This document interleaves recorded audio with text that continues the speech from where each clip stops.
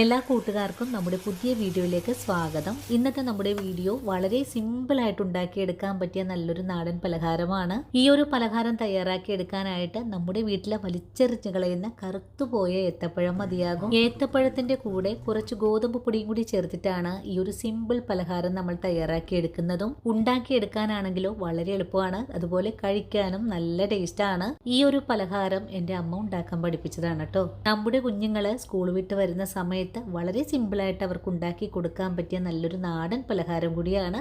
അപ്പോൾ എല്ലാവർക്കും ഈ ഒരു പലഹാരം ഒരുപാട് തന്നെ ഇഷ്ടപ്പെടും. വീഡിയോ കാണുമ്പോൾ നിങ്ങൾക്ക് ഇഷ്ടപ്പെടുവാണെങ്കിൽ തീർച്ചയായിട്ടും നിങ്ങളുടെ വിലയേറിയ ലൈക്കുകൾ തരാൻ മറക്കരുത്. അതുപോലെ വീഡിയോ കുറിച്ചുള്ള അഭിപ്രായങ്ങളും കമൻസ് ആയിട്ട് അറിയിക്കാനും മറക്കരുത്. ഇനി വീഡിയോ കാണുമ്പോൾ നിങ്ങൾക്ക് ഇഷ്ടപ്പെടുവാണെങ്കിൽ തീർച്ചയായിട്ടും നിങ്ങളുടെ വിലയേറിയ ലൈക്കുകൾ തന്ന് ചേച്ചിയെ സപ്പോർട്ട് ചെയ്യാനും മറക്കല്ലേ. അപ്പോൾ നമുക്ക് ഉടൻ തന്നെ നമ്മുടെ വീഡിയോ കാണാൻ പോകാം. നമുക്ക് പലഹാരം തയ്യാറാക്കാൻ തുടങ്ങാം. ഇതിനായിട്ട് ഞാനിവിടെ 2 പഴുത്തിട്ടുള്ള ഏത്തപ്പഴമാണ് എടുത്തിട്ടുള്ളത്. ഇനി നമുക്ക് ഇതൊന്ന് അരച്ചെടുക്കണം. പഴം അരച്ചെടുക്കുന്നതിനായിട്ട് ഒരു മിക്സിയുടെ ജാറിലേക്ക് മാറ്റിയിട്ടുണ്ട്. ഇനി ഇതിലേക്ക് ഒരു നുള്ള് ഉപ്പ് ചേർക്കാം. മധുരത്തിന് ആവശ്യമായ പഞ്ചസാര ചേർക്കണം. നിങ്ങൾക്ക് പഞ്ചസാരയ്ക്ക് പകരമായിട്ട് ശർക്കരയും ചേർക്കാവുന്നതാണ്. ഞാനിപ്പോൾ 1.5 സ്പൂൺ അളവിലാണ് പഞ്ചസാര ചേർക്കുന്നത്. ഒരുപാട് ഓവറായിട്ട് മധുരമൊന്നും തന്നെ ചേർക്കുന്നില്ല. ഇനി വേണ്ടത് വെള്ളമാണ്. ഞാനിവിടെ 1 കപ്പ് അളവില് വെള്ളം ഒഴിച്ചു കൊടുക്കുന്നുണ്ട്. ഇതൊരു 300 മില്ലി അളവ് വെള്ളമുണ്ട്. ഇനി വേണ്ടത് ഒരു 4 ഏലക്ക ചേർക്കാം. കൂടെ തന്നെ 1 കപ്പ് അളവില് ഗോതമ്പ് പൊടിയാണ് ഇതിലേക്ക് ചേർക്കേണ്ടത്. ഗോതമ്പ് പൊടിയുടെ കൂടെ തന്നെ ഒരു 2 സ്പൂൺ അളവില് റവ കൂടെ ചേർക്കാം. നല്ലപോലെ ഇളക്കി ഒന്ന് യോജിപ്പിച്ചു കൊടുക്കാം. നല്ലപോലെ ഇളക്കി യോജിപ്പിച്ചിട്ടുണ്ട്. ഇനി നമുക്കിതൊന്ന് അരച്ചെടുത്തിട്ട് വരാം. ഇനി നമ്മൾ അടിച്ചെടുത്തിട്ടുള്ള ഈ ഒരു ബാറ്റർ ബൗളിലേക്ക് ഒഴിച്ചു കൊടുക്കാം. അധികം ലൂസായിട്ടൊന്നും അടിച്ചെടുക്കരുത്. ഇത്രയും അയവിൽ തന്നെ ആയിരിക്കണം അടിച്ചെടുക്കേണ്ടതും. ഇനി അടിച്ചെടുത്ത ബാറ്ററിലേക്ക് 2 സ്പൂൺ അളവില് നാളികേരം തിരുമിയത് കൂടെ ചേർക്കാം. ഇനി നല്ലപോലെ ഒന്ന് ഇളക്കി മിക്സ് ചെയ്തെടുക്കാം. വളരെ എളുപ്പത്തിൽ ഉണ്ടാക്കിയെടുക്കുന്ന പലഹാരമായതുകൊണ്ടാണ് പഞ്ചസാര ചേർത്തിട്ടുള്ളത്.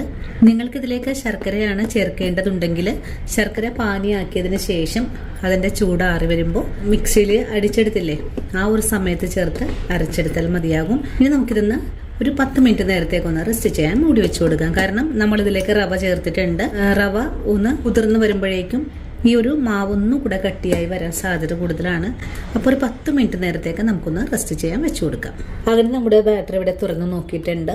ഈ ഒരു സമയത്ത് നമ്മുടെ ബാറ്റർ നല്ല കട്ടിയായിട്ടാണ് വന്നിട്ടുള്ളത്. ഇനി ഉടൻ തന്നെ നമുക്ക് പലഹാരം തയ്യാറാക്കാൻ തുടങ്ങാം. ഇനി നമുക്കൊരു പാൻ അടുപ്പിലേക്ക് വെച്ച് കൊടുക്കാം. പാൻ ഒന്ന് ചൂടായി വരട്ടെ. ഈ പാനിലേക്ക് കുറച്ച് ഓയിൽ ഒഴിച്ചു കൊടുക്കാം. ഒരുപാടൊന്നും ഒഴിച്ചു കൊടുക്കേണ്ട ആവശ്യമില്ല. ഇനി നമുക്ക് ഈ പാനിലേക്ക് ഓരോ തവി മാവും ഒന്ന് കോരി ഒഴിച്ചു കൊടുക്കാം. ഒരു ഭാഗം ഒന്ന് മുരിഞ്ഞു കഴിഞ്ഞാൽ നമുക്കിതൊന്ന് മറിച്ചിട്ട് കൊടുക്കാം. ഉൾഭാഗമൊക്കെ നല്ല സോഫ്റ്റ് ആയിട്ടാണ് നമുക്ക് ഈ ഒരു താഴെ ഭാഗം മുരിഞ്ഞ് കിട്ടിയിട്ടുള്ളത്. 2 ഭാഗവും ഒന്ന് മുരിഞ്ഞ് വന്നിട്ടുണ്ട്. ഇനി നമുക്ക് ഉടൻ തന്നെ എണ്ണയിൽ നിന്ന് കോരി മാറ്റാം. എണ്ണ പോയി കിട്ടാനായിട്ട് നമുക്കിതുപോലെ ഒന്ന് കുട്ടി കൊടുക്കാം. ഇനി നമുക്ക് ഈ പലഹാരത്തിന്റെ എണ്ണയെല്ലാം പോയി കഴിഞ്ഞാൽ നമുക്കൊരു പ്ലേറ്റിലേക്ക് ഒന്ന് മറിച്ചു കൊടുക്കാം. അടുത്ത പലഹാരവും നമുക്ക് മാവ് കോരി ഒഴിച്ചു കൊടുക്കാം.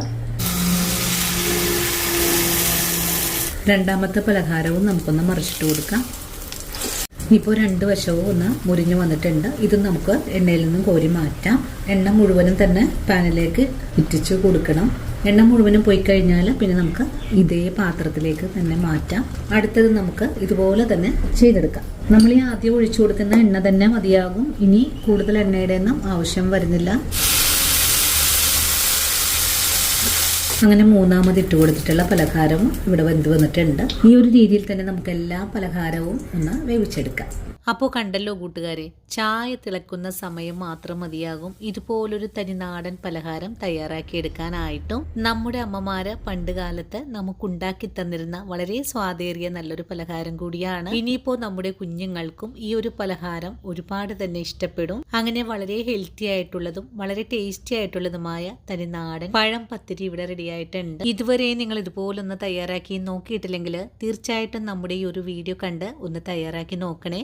അതുപോലെ വീഡിയോ കാണുമ്പോൾ നിങ്ങൾക്ക് ഇഷ്ടപ്പെടുവാണെങ്കിൽ തീർച്ചയായിട്ടും നിങ്ങളുടെ വിലയേറിയ ലൈക്കുകൾ തന്ന് ചേച്ചിയെ ഒന്ന് സപ്പോർട്ട് ചെയ്യാനും വീഡിയോ മറ്റുള്ള കൂട്ടുകാരിലേക്കൊന്ന് ഷെയർ ചെയ്ത് കൊടുക്കാനും മറക്കരുത്. ഇനിയിപ്പോൾ വീഡിയോ കണ്ട് നിങ്ങൾ വീഡിയോകൾ ട്രൈ ചെയ്ത് നോക്കുമ്പോൾ നിങ്ങൾക്ക് ഈ ഒരു പലഹാരത്തിൻ്റെ സ്വാദ് ഒരുപോലെ തന്നെ ഇഷ്ടപ്പെടുവാണെങ്കിൽ ഇന്ന് നിങ്ങൾക്ക് കിട്ടിയ ഈ ഒരു അറിവ് നിങ്ങളുടെ കൂട്ടുകാരിലേക്കൊന്ന് ഷെയർ ചെയ്ത് കൊടുക്കാനും മറക്കല്ലേ. അപ്പോൾ ഇനിയും നല്ലൊരു വീഡിയോ ആയിട്ട് നാളെ കാണാം. അതുവരെ ഒത്തിരി സ്നേഹത്തോടെ വീണ്ടും കാണാം.